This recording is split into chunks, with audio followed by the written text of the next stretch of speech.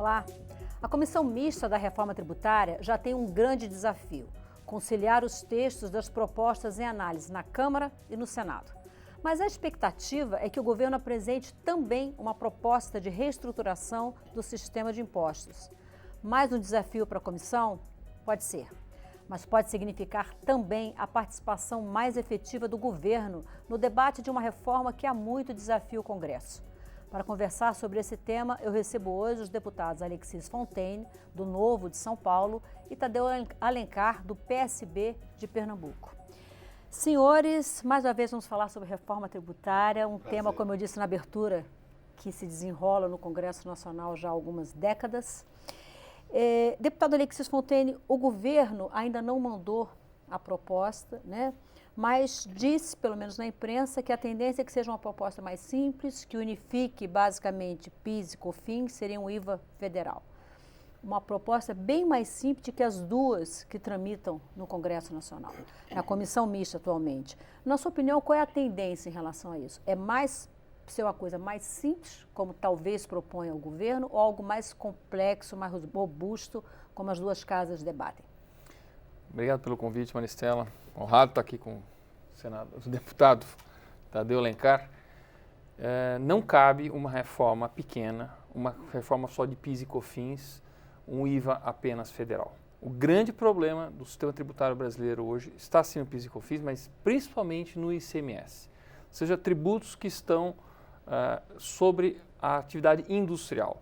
Então, uma reforma que não também absorva o ICMS é uma reforma que não nos atende. Aliás, não atende o sistema produtivo brasileiro. E aí, nós vamos ficar no meio do caminho. Então, até posso entender que o governo federal queira apresentar só uma reforma dos seus tributos, implantando um IVA, mas a Casa, o Congresso Nacional, Câmara mais Senado, não vai ficar nisso e vai avançar para ICMS, ISS. E o IPI, ele vai ter provavelmente um destino que seria o imposto seletivo que até o próprio governo apresentou. Deputada Tadeu Alencar, falar em ICMS e necessidade de atacar o ICMS é falar talvez um dos pontos que é mais crítico no nosso sistema tributário, que é o caráter regressivo do sistema tributário. O senhor concorda que o ICMS não tem como ficar de fora dessa proposta? Sem dúvida. Eu acho que depois de tantos anos aguardando uma reforma tributária, eu quero agradecer o convite mais uma vez para discutir esse tema tão importante aqui ao lado do deputado Alexis. Eu assisti, Maristela, eu sou procurador da Fazenda Nacional, assisti aqui em Brasília no ano de 2003, o presidente da República sair do Palácio do Planalto acompanhado dos 27 governadores dos estados, 2003. Presidente Lula à época, 17 anos atrás. E essa proposta foi celebrada como algo que ia modernizar o sistema tributário brasileiro, que indiscutivelmente é uma Babel tributária. Eu fico pensando no investidor estrangeiro, quando chega no Brasil, que olha essa complexidade, a quantidade de normas que são editadas todos os dias, portarias, resoluções, medidas provisórias, propostas de emenda à Constituição, alterando o sistema tributário das maneiras as mais variadas e complexas. De modo que essa iniciativa, sem dúvida nenhuma, ela deve atingir o ICMS, que é um imposto, cada estado tem a sua legislação, são 27 estados. Então eu penso que depois de tanto tempo aguardando a modernização do nosso sistema tributário, devemos trabalhar em linha com essa necessidade de simplificação, o que inclui naturalmente um debate e uma transformação desse imposto estadual, do ICMS, principalmente em razão daquilo que você aponta da regressividade do sistema. Há um peso muito grande sobre os tributos indiretos, sobre os tributos sobre o consumo.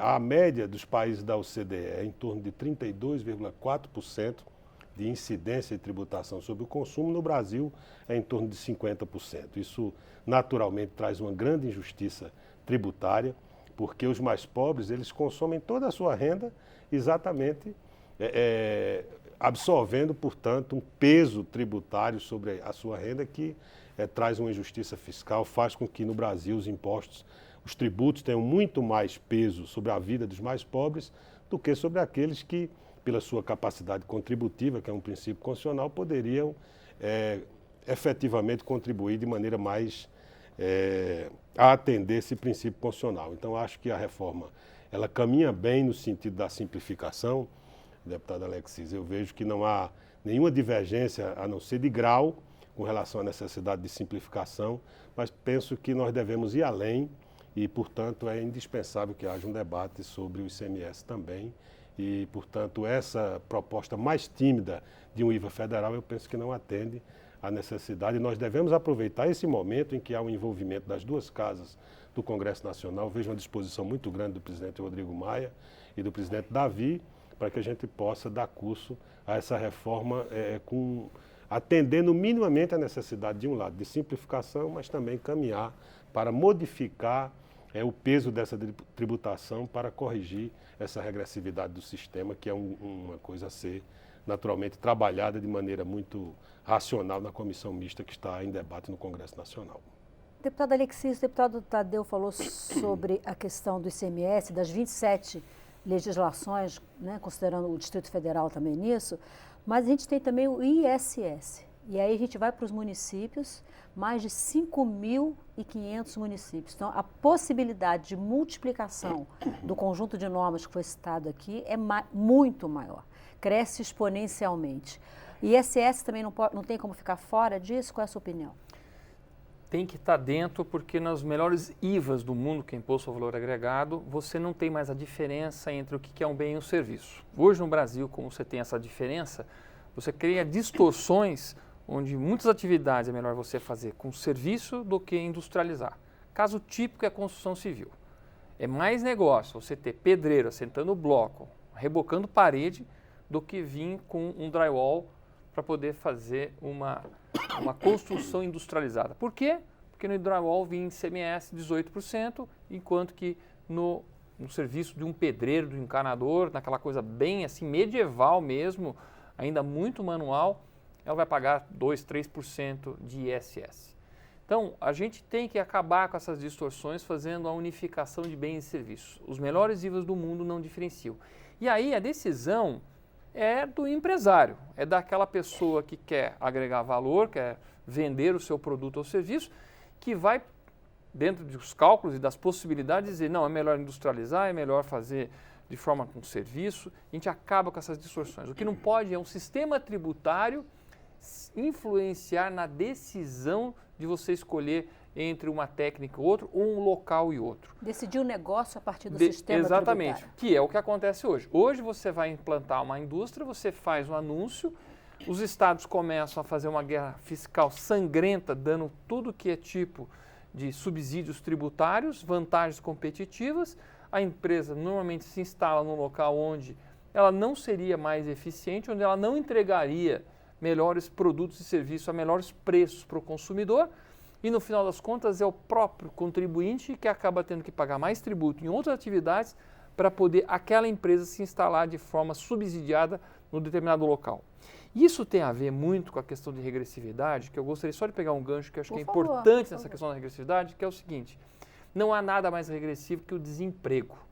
Quando a gente começa a falar muito da regressividade, o excesso de carga tributária no consumo e menos na renda e na propriedade, é uma verdade.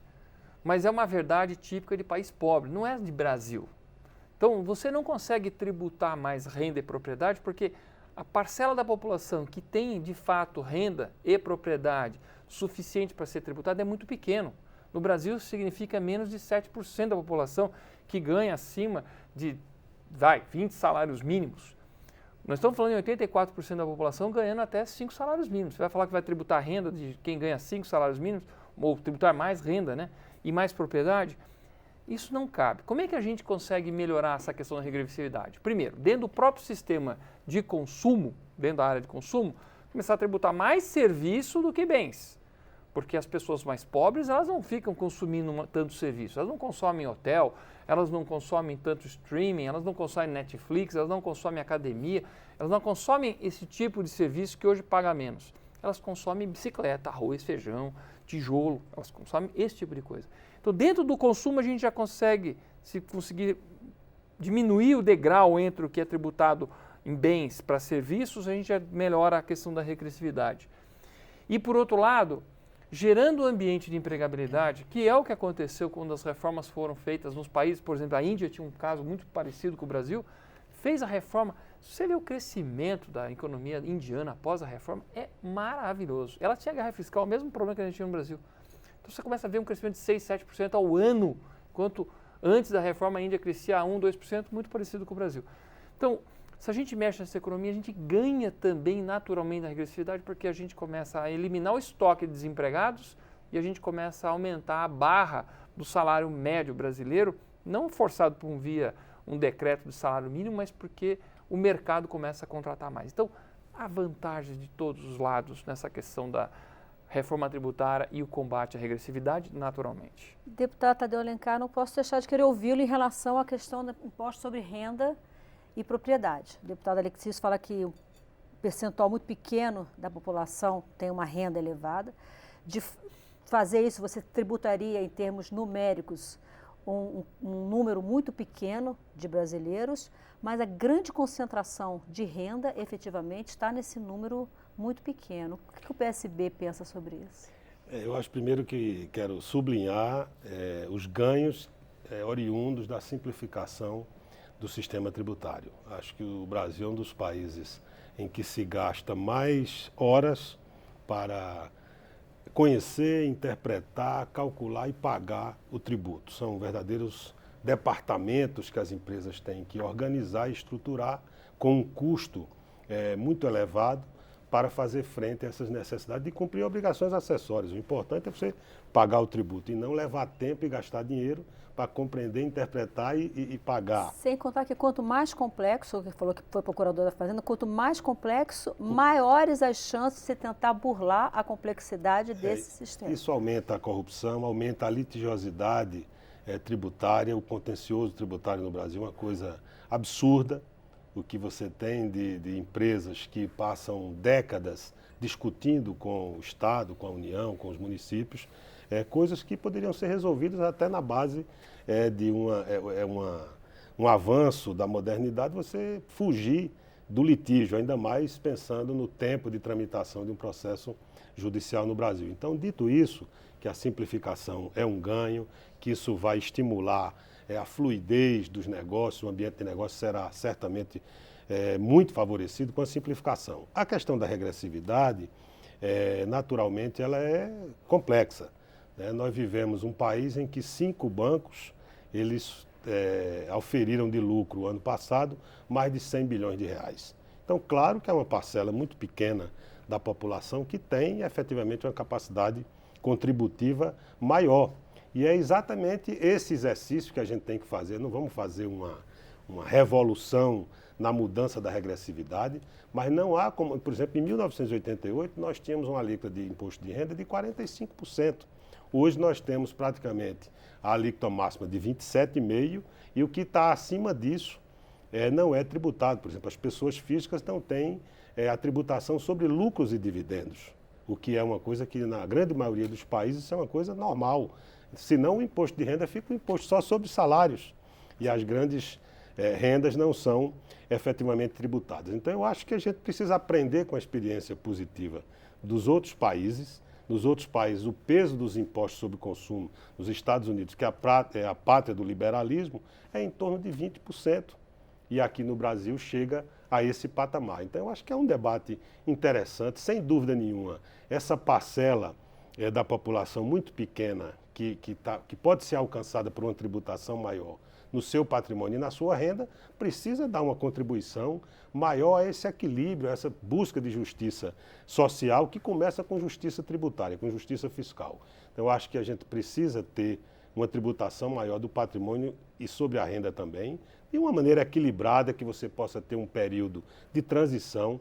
Essa tributação sobre lucros e dividendos é uma realidade na grande maioria dos países, que já houve no Brasil. Infelizmente, no governo Fernando Henrique Cardoso, foi extinta essa tributação. Agora, por ocasião da reforma tributária, nós tivemos o relator Samuel Moreira colocando essa tentativa de expectativa e, naturalmente, isso não foi acolhido nem na comissão, nem muito menos no plenário. Por isso que a gente teve uma dificuldade de apoiar a reforma da Previdência, porque ela mantinha os seus efeitos sobre o regime geral, que evidentemente não é onde estão os privilégios.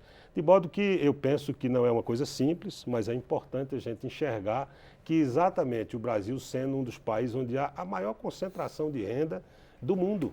Sim. Isso é reconhecido. Então, por isso mesmo é que nessa pequena parcela da população que tem uma capacidade contributiva maior, tem o dever também de contribuir de forma mais efetiva para um sistema tributário que não só seja simplificado, mas caminhe na linha da regressividade, sem deixar de reconhecer que, sem dúvida, o emprego também milita em favor desse equilíbrio social, naturalmente. Deputado Alexis Fontaine, em todos esses anos que a reforma tributária vem sendo discutida, ela sempre empaca numa dificuldade de fazer um acordo, um acerto entre estados pobres e estados ricos. O seu estado de São Paulo, que tem a maior bancada no Congresso Nacional, na Câmara dos Deputados, e que é um estado rico, normalmente existe uma dificuldade em relação a isso. Então, para minimizar essa dificuldade, as propostas em análise, elas propõem um longo período de transição, de modo que as contas fossem sendo ajustadas aos poucos. Mas, segundo a imprensa, o deputado Aguinaldo Ribeiro já pensa em reduzir esse período de transição, torná-lo mais rápido. Em que medida isso pode dificultar ou não o acordo dessa vez? São duas transições diferentes. Uma é a transição do pagador de tributos, as indústrias. Esse é que tem que apurar num regime de um sistema tributário para outro, mas não tem nada a ver com estados, porque nós vamos falar de estados. São duas transições. Tem a transição dos estados, que é o tributo da origem para o destino. Isso. Que é uma coisa extremamente importante. Que uma das propostas fala em 50 anos. Isso. Acho que a proposta do API. Do PEC 45. Vamos falar PEC 45. Isso. Então, assim, para o cidadão comum, aquele que está operando o sistema hoje, que está com a água aqui, que é muito bem falado, essa questão da simplificação, você falou sublinhar, eu falei ainda põe sublinhar caixa alta em negrito, porque assim, o mais importante dessa reforma tributária é simplificar para ser acessível a todo mundo. Isso volta também na questão da regressividade. Um sistema complexo é para poucos, é para quem tem contador e para quem tem advogado. Então, simplificar é altamente social, porque ele inclui todo mundo na possibilidade de poder empreender. Então, simplificação, neutralidade, equidade e transparência. Ninguém sabe o que paga de tributos no Brasil. Os estados já perceberam, mesmo naquelas disputas que tiveram nas outras reformas, eles perceberam que não tem mais o que esticar essa corda. O ICMS é péssimo, eles não conseguem mais arrecadar, ele é assim, um campo fértil para sonegação, os planejamentos tributários, não dá mais capacidade contributiva. Então, é um sistema que, por mais que você force, você começa a machucar muito bom empresário, porque o sonegador está achando ótimo, porque ele enche de recursos nos tribunais superiores, não paga nunca, porque matéria tributária anda muito devagar nos tribunais. Então, assim, o próprio Estado, os 27 governadores, os secretários da Fazenda, falam assim, não, vamos simplificar. Eles olham exemplos que tem lá fora e falam, por que a gente se mata tanto? Por que a gente exige tanto do contribuinte brasileiro para apurar? Então, os estados já estão convencidíssimos. Quem não está muito convencido é o município, mas por outro motivo, que é a questão do ISS e ICMS. Mas a transição para o pagador, ela tem que ser o mais rápido possível, mas respeitando uma rampa de concordância para a gente não quebrar as empresas ineficientes ou que estão hoje baseadas, sustentadas por distorções que vão sumir, né? E aí assim, essas empresas elas têm que se adaptar para poder não quebrar, porque o que a gente menos quer é quebrar a empresa, o que a gente menos quer é na transição começar a gerar desemprego. Hoje se fala em 10 anos, mas já existe proposta de 5 a 8 anos. Sim, e ainda tem outras propostas que estão vindo já, que em vez de fazer um sistema paralelo, para não ficar vivendo dois sistemas, é começar a fazer a transformação por dentro do sistema, transforma o PIS no IVA, depois vem o COFINS, depois vem o ICMS, e a gente vai agregando os tributos até chegar no final dessa reforma. Então, há possibilidade, nós estamos enxergando isso. A crítica à PEC 45 era, essa transição está muito complicada, porque vocês estão querendo criar um novo tributo e ainda ter que conviver com os 5 tributos sobre consumo durante 10 anos numa transição. Assim, realmente para a indústria é dificílimo aceitar esse tipo de proposta de transição. E para os estados, a questão de origem e destino, ela na verdade é fluxo de dinheiro. E tendo uma garantia para esses estados, ninguém vai ser contra. E a reforma tende a melhorar muito os estados de destino, e aí nós estamos falando muito no Nordeste. Os estados mais pobres hoje que vão ter uma melhor tributação porque o dinheiro fica lá. Hoje, por incrível que pareça, alguém que mora no Piauí e compra um automóvel que é fabricado no estado de São Paulo, o tributo não fica no Piauí, ele vai para o estado de São Paulo. E ele tinha que ficar no Piauí. Exatamente. E tudo bem que depois ele volta para o Piauí com fundo de participação dos estados e mas aí o governo tal. faz Mas demorou. Aí o governo faz um benefício fiscal, tira, segura o IPI, dá o desconto de IPI, o Piauí não recebe no fundo de participação. E aí até IPI, Piauí e IPI, né? Ficou até... Mas o que nós estamos falando é de uma reforma tributária onde o dinheiro fica no destino, quer dizer, fica lá no Piauí. E não tem essa de querer passar o Pires para pedir o meu tributo de volta, porque o próprio comitê gestor vai destacar e vai o enviar automaticamente para o estado de destino. Então é segurança para esses estados também. E a transição grande ela foi para não ter que criar um fundo garantidor de arrecadação, porque quando você faz uma transição mais longa, você vai dentro do próprio sistema e corrigindo isso. Basicamente é isso. A gente está indo para o finalzinho. Deputado Tadeu Alencar, eu queria trazer um ponto que continua sendo um ponto, apesar de dizerem que não existe, mas toda hora ele é falado, que é a tal da CPMF ou coisa parecida. O setor de serviços insiste que o imposto dessa natureza, imposto sobre movimentação financeira, seria uma alternativa para desonerar a folha de pagamento. O ministro Paulo Guedes, de vez em quando, fala nesse assunto, apesar do presidente Bolsonaro dizer que não quer nem ouvir falar nisso. O presidente da Câmara diz que, em hipótese alguma, a CPMF passa aqui. Qual é a sua opinião? Eu acho que o Brasil tem consciência de que nós pagamos uma carga tributária muito elevada. Nós temos 34% do PIB de carga tributária e mais 6% que a gente gasta mais do que arrecada.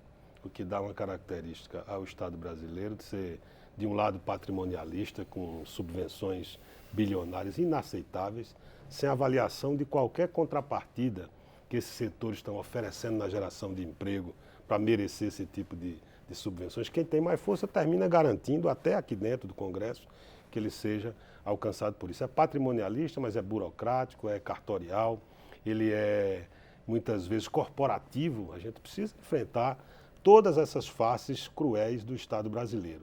E acho que não tem mais espaço para a criação de um novo tributo. Tem inquietações aí do setor de serviços que a gente precisa considerar e ver como é que a gente adequa isso dentro dessa transformação que nós estamos fazendo. Há necessidade de uma transição que não pode ser muito longa, mas ela é necessária para exatamente adequar, porque na hora que você faz uma reformulação dessa magnitude, dessa extensão, você tem efeitos colaterais de que determinados setores vão passar a ser onerados e, portanto, precisa aí de um período mínimo de adequação e de ver como é que a gente resolve isso. Eu sou inteiramente contrário à criação da CPMF. Acho que o Brasil fez um debate sobre isso num dado momento, houve a extinção ali no passado. Acho que a gente precisa aproveitar essas iniciativas, a que está na PEC 45, de iniciativa do deputado Baleia, a que está no Senado, que teve por relator o ex-deputado Rauli, que fez um grande esforço para a aprovação dessa reforma. Acho que essa comissão mista tem uma oportunidade singular de tentar aprofundar as convergências. Eu acho que tem muita convergência, um espaço de convergência muito grande. Em relação à CPMF, seguramente não vejo essa convergência, não vejo espaço no Congresso Nacional para a recriação desse tributo. E acho também que a gente deve aproveitar esse debate sobre justiça tributária, justiça fiscal, para também olhar o aparelho de Estado naquilo que ele tem, em razão, inclusive, da complexidade do sistema, de uma sonegação absurda, de uma corrupção que trabalha com essa falta de transparência aqui referida. Então, acho que a gente precisa também olhar como é... A gente está discutindo uma medida, um projeto de lei do governo, que é do devedor quanto mais. Eu sou até presidente dessa comissão. Nós estamos na iminência de votar isso na comissão, que faz uma diferença entre aquele devedor que é o sonegador, que não tem absolutamente perdão, porque é vocacionado para isso, daquele devedor que não paga circunstancialmente por uma dificuldade da economia. Então, acho que a gente tem uma grande oportunidade, vejo essa zona de convergência, tem diferenças de concepção que a gente precisa aproximar. Nós não pretendemos ter um monopólio da verdade, mas acho que o Brasil, como um dos países de maior concentração de renda do mundo e de consequente desigualdade, tem a obrigação de, além da simplificação, ir além e procurar formular e cristalizar e normatizar um modelo que possa caminhar na linha de uma maior justiça tributária e justiça fiscal. Senhores, nosso tempo, infelizmente, está esgotado.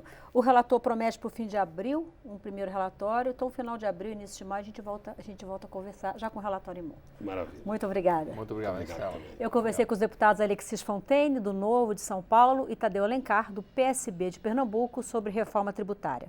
Você pode rever todos os nossos programas na página da TV Câmara, na internet. Eu sou Maristela Santana e espero você em uma próxima edição do Câmara Debate. Até lá.